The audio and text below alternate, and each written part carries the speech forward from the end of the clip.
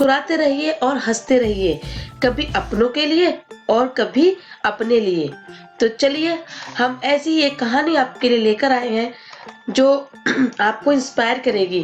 तो आज की हमारी कहानी भी कुछ ऐसी ही है, इसे एंड तक जरूर सुने। एक बार दो आदमी एक मंदिर के पास बैठे गपशप कर रहे थे।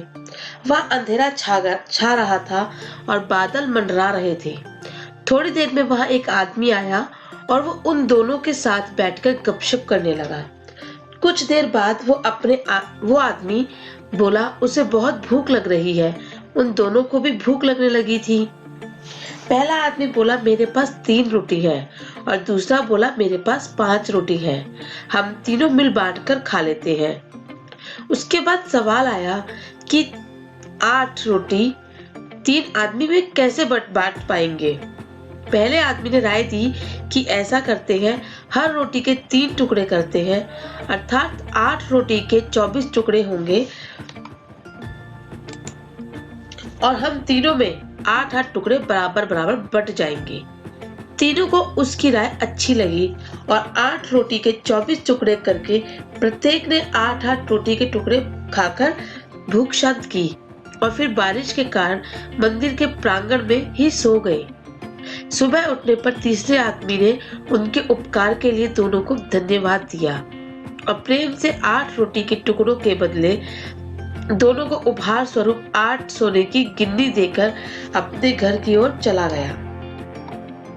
उसके जाने के बाद पहले आदमी ने दूसरे आदमी से कहा, हम दोनों 4-4 गिन्नी बांट लेते हैं। दूसरा आदमी बोला, नहीं, मेरी 5 रोटी थी और तुम्हारी सिर्फ 3 रोटी थी, अतः मैं 5 गिन्नी लूंगा और तुम्हें 3 गिन्नी मिलेंगी।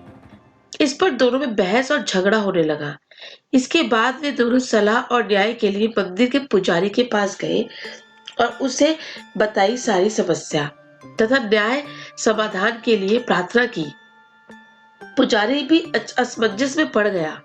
उसने कहा, तुम लोग ये 8 गिन्नियां मेरे पास छोड़कर जाओ और मुझे सोचने का समय दो, मैं कल सवेरे जवाब दे पाऊंगा।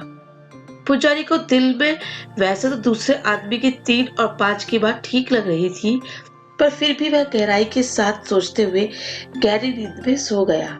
कुछ देर बाद उसके सपने में भगवान प्रकट होते हैं। तो पुजारी ने सब बातें बताई और न्यायिक मार्गदर्शन के लिए प्रार्थना की और बताया कि मेरे ख्याल है कि 3 और 5 बंटवारा ही उचित लगता है।